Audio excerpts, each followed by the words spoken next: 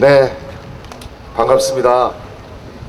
저기 정말 아까 명계남 씨 잠깐 얘기했지만 명지 신도시와 보고 정말 놀랐습니다. 그냥 아파트만 때려짓고 편의시설이 전혀 없는 거죠. 예, 입주자 대표분들 여러 분 만나 뵀습니다.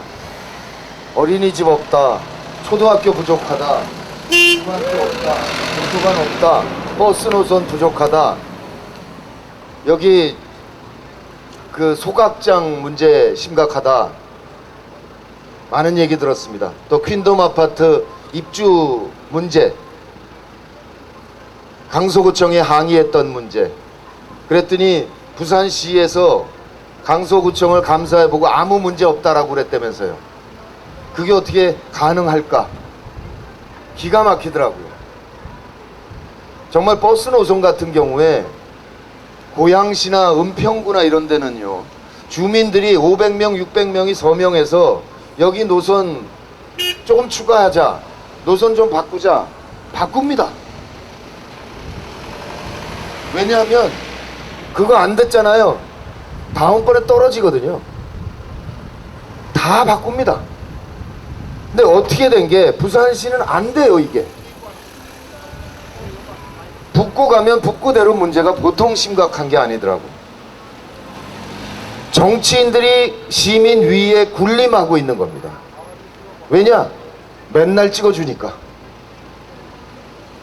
예전에 통일민주당이 있던 시절, 김영삼 씨가 야당이 있던 시절에는 민정당, 통일민주당이 있었죠. 그때는 부산에서 당선된 국회의원들이 다 부산에 살았습니다. 여의도에 의정활동을 하러 가지만 가족들은 부산에 살았어요. 그 의원 부인이 목욕탕에서 늘 등 때밀어주고 그러고 살았습니다. 그런데 90년 3당 합당 이래 썩은 막대기를 꽂아도 늘 1번이 당선되니까 그 다음부터는 지역구 관리를 안 하는 겁니다. 저보고 그러세요. 너 뽑아주면 서울로 내뺄 거 아니냐. 그게 여쭤봐요. 그동안 한나라당 의원들은 늘 그랬나요? 우리 민주통합당 의원 뽑아주신 적 있나요? 딱 한 명 있습니다. 조경태 의원. 사하에서 얼마나 열심히 일합니까? 왜 열심히 하냐? 열심히 안 하면 떨어지니까 다음에. 주인이 시민입니다. 대한민국은 민주공화국입니다. 시민이 주인으로서 더불어 어울려 사는 나라. 이게 민주공화국입니다. 그런데 국회의원이 시민 위에 군림하는 나라인 거죠. 부산은. 이게 부산이 20여 년 계속 침체되어 온 아주 중요한 이유입니다. 저는 2007년 대선 때를 한번 되새겨봅니다. 이명박 후보, 박근혜 후보 똑같이 얘기하셨거든요. 한반도 운하가 경제성이 있느냐 여부를 제외하고 다 똑같았습니다.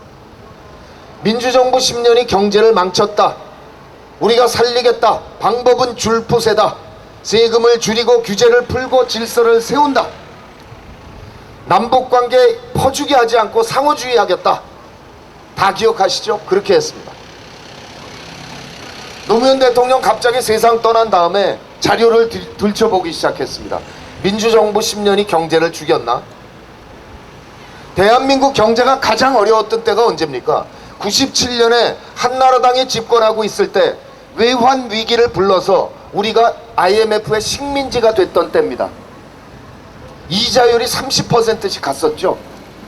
우리 국민 모두 장롱 속에 금을 꺼내다가 그 위기를 넘겼습니다.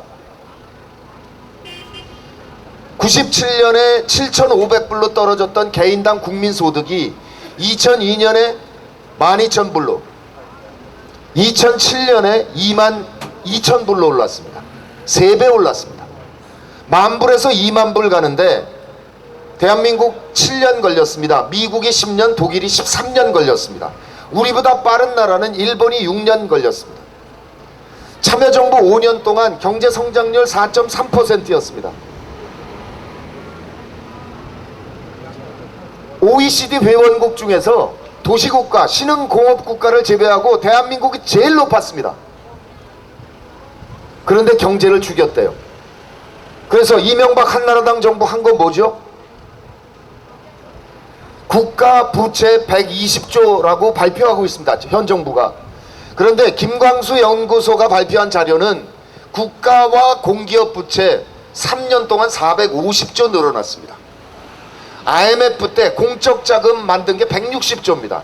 그거 민주정부 10년 동안 9년 걸렸어요. 그거 갚는데 1년에 이자가 7조씩 나가는데 미칠라 그러더라고. 이해찬 총리가. 7조면 복지를 어마어마하게 할 수 있는데 그걸 못하는 거예요, 돈을. 그래서 참여정부 5년 차에 겨우 복지를 확대하기 시작했습니다. 돈이 없어서. 그랬는데 불과 3년 사이에 450조를 늘린 거예요. 저는 솔직히 지금 새누리당도 민주통합당도 복지를 확대하겠다 말씀 공약을 하고 있는데 불안합니다. 솔직한 얘기로. 돈이 없어요, 우리나라에. 이 빚을 어떻게 할 건데요? 그러니까 정말 노력을 많이 해야 되겠죠. 근데 왜 우리 국민들께서는 그 말을 들었을까? 왜 민주정부 10년이 경제를 죽였다는 말을 들으셨을까? 삶이 어려웠기 때문이죠. 정말 어려웠습니다. 제가 그래서 참여정부가 잘했다고 다 잘했다고 주장하는 거 아닙니다. 잘못한 거 있습니다. 뭐냐면 노동 문제를 제대로 못했습니다. 우리가요 정규직 800만 비정규직 800만인 나라입니다. 지금 정규직과 비정규직 임금 차이가 50%나 나요. 반밖에 안 돼요. 거기다가 대기업과 중소기업 간에도 임금 격차가 63%입니다. 정부 발표가. 민주노총 발표는 반입니다. 그런데 부산에는 한나라당이 집권하고 있을 때 대기업들 싸그리 다 붕괴했죠. 중소기업밖에 없습니다. 지금 삼성 르노장동차 빼고. 그러면 부산 시민들은 지금 서울에 대기업 다니는 직원들에 비해서 수입이 반밖에 안 돼요. 대기업 없어요. 이명박은 대기업 프렌들리를 하고 있어요. 대기업은 세금 깎아줘요. 어떻게 해요? 부산 경제가 어떻게 좋아지겠습니까?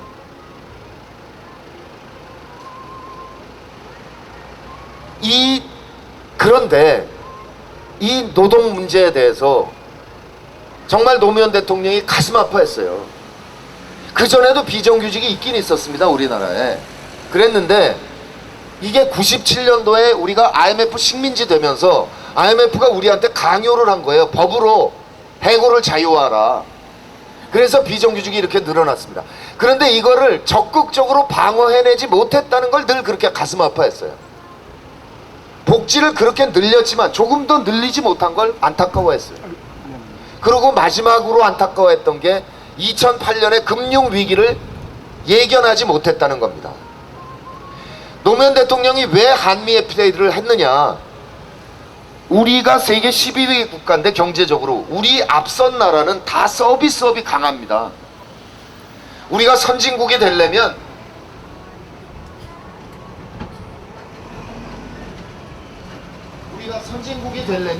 서비스업이 확대돼야 된다. 금융산업을 확대해야 된다. 우리가 금융 메카가 되자. 이렇게 해서 한미 FTA를 했어요. 근데 2008년에 금융위기 월스트리트이 붕괴하면서 이게 신기루라는 게 드러난 겁니다. 한미 FTA는 전면 재검토를 했어야 됩니다. 그때. 그런데 이명박 대통령은 전면 재검토는커녕 완벽하게 퍼주기란 겁니다. 미국이 2007년에 체결한 한미 FTA를 4년 동안 재협상한 거 아닙니까? 우리한테 완전히 퍼주니까 상하원을 하루에 통과시켜버리잖아요. 그런데 그때 우리가 예상하지 못했던 거는 이행법안입니다. 미국이 이행법안을 체결했는데 그건 뭐냐면 한미 FTA가 미국의 연방법과 주법 밑에 있다는 거예요. 법적 효력이.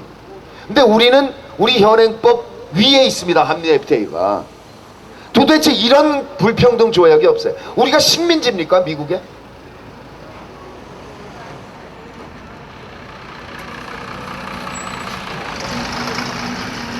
정말 이명박 정부가 할 일은 뭐였냐. 비정규직을 정규직화하고 대기업과 중소기업의 간격을 좁혀갔어야 돼요. 90조를 세금을 대기업 감세해주고, 그러면 그 사람들이 돈이 생기니까 투자해서 일자리가 생길 것이다. 이게 소위 낙수 효과 아닙니까? 이거는 97년으로 끝난 이론입니다. 안 됩니다. 그 다음부터는. 이제는 서민들도 더불어 살 수 있게, 서민들이 수입이 늘어나게 해서 소비가 늘어나야 경제가 발전합니다. 완전히 거꾸로 한 거 아닙니까 이게 지금? 저는 부산에 와서 제일 답답한 게 이겁니다. 특히 강서구에 와서 노무현 해수부 장관이 북항을 재개발할 결정했습니다. 그리고 강서구에 신항만을 만들었습니다. 참여정부 때 돈 무지하게 쏟아부었습니다. 그리고 신항만으로부터 경부선을 삼랑진에서 연결하는 신항만 배후철도를 만들었습니다. 그거 왜 한 거냐면요, 남북의 철도를 연결할 때를 대비해서 미리 준비한 겁니다. 남북의 철도가 연결되면 부산은 항구 세계 5위죠. 천혜의 항구입니다. 우린 준설이 필요 없지 않습니까? 상해는 준설을 해야 돼요. 항구를 쓰려면. 천혜 항구 있죠.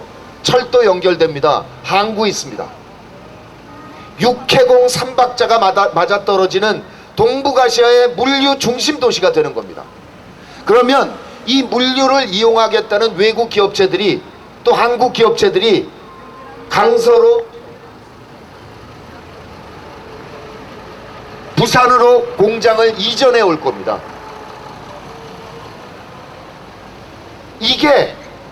이거를 준비하기 위해서 노무현 참여정부가 그렇게 강서구에 투자를 했던 거죠. 그런데 이명박 한나라당 정권이 퍼주기 안 한다고, 상호주의 한다고 남북관계를 단절했습니다. 퍼주기, 그동안 얼마 했는지 그 금액은 제가 지금 까먹었는데, 사업하려면 선투자라는 게 있지 않습니까? 땅 사고 공장 짓고, 그래서 공장이 돌아가면 돈이 벌리는 거 아닙니까? 자, 우리 대한민국은 섬나라입니다. 부산은 조그만 섬나라의 맨 남쪽 끝에 있는 조그만 항구일 뿐입니다. 지금은. 그런데 남북의 철도를 연결하는 순간 부산은 한반도와 중국과 러시아와 유럽 전체가 연결된 대륙의 출발역이고 종착역입니다. 지금 우린 통상국가입니다. 일본과 미국에 수출하는 액수를 합친 것보다 중국에 수출하는 게 더 많습니다. 그러면 이거를 부산에서 기차에 실으면 하루가 안 걸려서 도착하는데, 컨테이너로 트럭으로 가도 10시간이면 들어가는데 왜 미쳤다고 배로 날릅니까? 그거를? 우리 국가 경쟁력이 얼마나 높아지겠습니까? 이렇게 말씀드리면 너무 먼 얘기다, 그렇게 생각하시는 분이 계신데요. 아닙니다. 기억해보세요. 1936년에 우리 위대한 손기정 선수가 베를린 올림픽 가서 마라톤에서 금메달을 땄습니다. 기억하시죠? 그때 어떻게 가셨는지 아십니까? 경성역에서 기차 타고 모스크바 가서 딱 한 번 갈아타고 베를린까지 갔습니다. 그때부터 원래 있던 철도입니다. 이게 1936년에도 우리가 분단 때문에 못 쓰는 것 뿐이에요. 2007년에 노무현 대통령이 제2차 정상회담 하면서 북한하고 다 합의해놨습니다. 철도 연결하기로, 도로 놓기로. 북한에 7,000조 원어치 지하자원이 깔려있는데 그거 공동 개발하기로 다 합의해놨습니다. 그냥 하면 되는 거였습니다. 안 했습니다. 그래서 그동안 어떻게 됐죠? 우리 국민 50명이 죽었습니다. 애꿎은 젊은이가 떼죽음을 당했습니다. 참여정부 5년 동안에 남북관계에서 단 한 명도 죽은 사람 없어요. 철저하게 북한을 관리하고 우리의 경제적인 이익을 위해서 북한의 지하자원 캐오고 철도 연결하고 이거 준비하고 있었어요. 이게 무슨 짓이냐 이거예요. 남북관계를 단절하면 북한은 먹고 살 방법이 없어요. 쌀을 살라고, 쌀을 얻으려고 중국에다가 그 귀한 지하자원을 지금 차례로 다 넘기고 있습니다. 철도가 연결됐을 때 올 그 수많은 이익을 버리고 우리 민족의 터전인 한반도의 반을 잘라서 중국에 그냥 갖다 바치고 있는 거 아닙니까? 이완용은 돈이나 받았지. 뉴욕타임스인가 워싱턴 포스트인가 한번 나온 적이 있어요. 이명박 대통령은 한국 역사에 자기 민족의 자산을 팔아먹은 자로 기록될 것이다. 이렇게 말씀드리면 또 얘기하십니다. 야, 북한은 뻑하면 총질하는데 그런 나라하고 어떻게 교류를 하냐. 그걸 관리해야 된다는 겁니다. 북한은 지구상에 정말 말도 안 되는 체제입니다. 비판받아 마땅합니다. 그렇지만 나쁜 나라라고 그래서 장사를 안 할 건 아닙니다. 체제를 비판하는 것과 교류협력은 다른 차원입니다. 중국은 공산당 일당 독재 아닙니까? 그런데 우리 장사하잖아요. 왜 공산당하고 장사해요? 우리가 남으니까 하는 거 아닙니까? 우리가 교류협력을 하고 북한 사람들이 돈 맛을 알아갈 때 북한의 체제가 변화합니다. 이번에 김정일이가 죽었죠. 개성공단에 지금 한국 근로자들 공장 일하고 있죠. 국장이 7일이었나요? 열흘이었나요? 공장이 며칠 쉬었을 것 같습니까? 우리가 상상하는 북한 체제, 당연히 모든 인민이 집에 앉아서 울어야 되죠. 일하지 않고. 개성공단 장례식 딱 마지막 하루만 쉬었습니다. 나머지 날 다 일했어요. 왜 공장이 돌아가냐? 북한 인민들이 일을 하고 싶어 해요. 잘릴까봐 두려워해요. 우리가 교류협력을 하고 공장을 짓고 거기서 지하자원을 캐오면서 서로 하면 그 사람들도 체제 변화를 해나갈 수밖에 없습니다.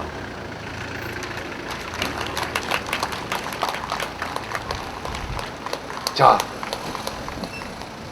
대한민국, 우리 부산 일당 독재 침체돼 왔습니다. 이 부산을 발전시킬 수 있는 방법, 남북 철도를 연결해서 육해공 물류 중심 도시가 되면서 그 물류를 이용한 산업단지가 이루어지는 것, 이것이 부산 발전 전략의 기초입니다. 마산 수출 자유지역이 만들어지면서 창원이 만들어졌듯이 남북 철도가 연결되면 부산은 완전히 다른 차원의 도시가 되는 겁니다. 이 선택을 4월 11일 부산 시민 여러분들이 해주시는 겁니다. 새누리당은, 박근혜 대표는 전혀 남북관계를 개선할 의지도 능력도 없습니다. 남북관계를 국내 정치에 활용할 뿐입니다. 종북 좌파요? 우리 집안 만주에서 살다가 공산 세력의 탄압을 견디다 못해 피난 온 가족입니다. 아까 명계남 씨가 얘기했죠. 미국에 유학가 있다가 한국 전쟁이 나니까 유엔군에 자원 입대해서 휴전협정 통역을 했습니다. 그때 제가 일본에서 태어났습니다. 태어난 곳이 고향이라면 저 고향이 없습니다. 이제 형님 노무현을 따라서 북강서울에 왔습니다. 이제 형님 고향을 제 고향으로 삼으랍니다. 어떤 분은 얘기하십니다. 너 뽑아주면 서울로 내뺄 거 아니냐. 아니, 내뺄 거 왜 옵니까 제가 여기를? 아니, 그냥 서울에 출마하지 여기 왜 옵니까? 저 미쳤습니다. 맞습니다. 저 미쳤어요. 정말 어르신들 가끔 가다가 아주 싸늘하게 보십니다. 네 연고도 없는데 왔나? 가슴이 막 미어지고 슬퍼집니다. 그래서 연고 있는 사람들 20년 넘게 뽑아줬더니 부산 어떻게 됐어요? 라고 여쭙고 싶지만 어르신이니까 그렇게 말씀도 못 드리고 갑갑합니다. 이 좁은 땅에서.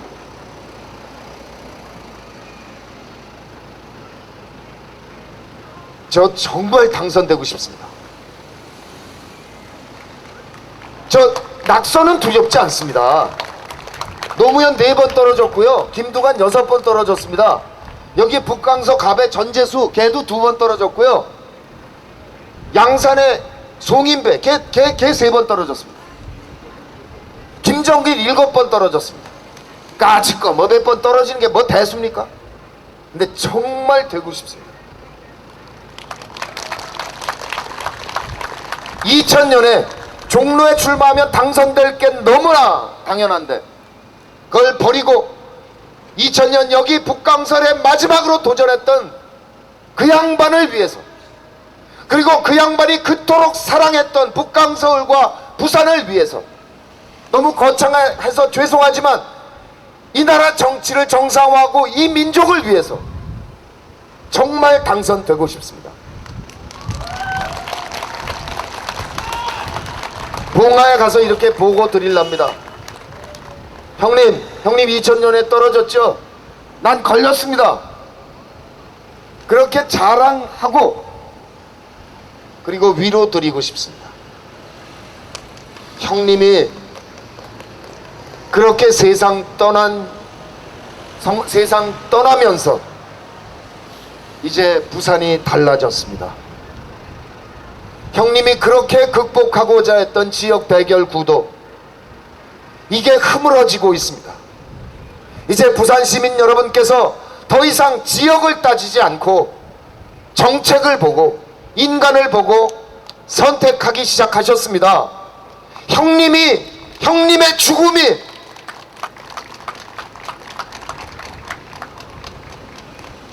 허망하지 않았습니다. 형님 거기 누워 계셔서 이 일을 해내고 계십니다. 이렇게 말씀드리고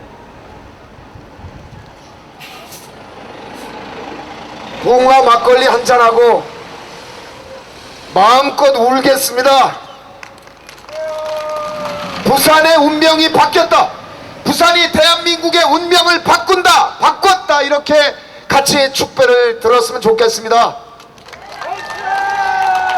고맙습니다. 그저 열심히 하겠습니다. 제 간절한 마음을 제발 받아주십시오. 고맙습니다.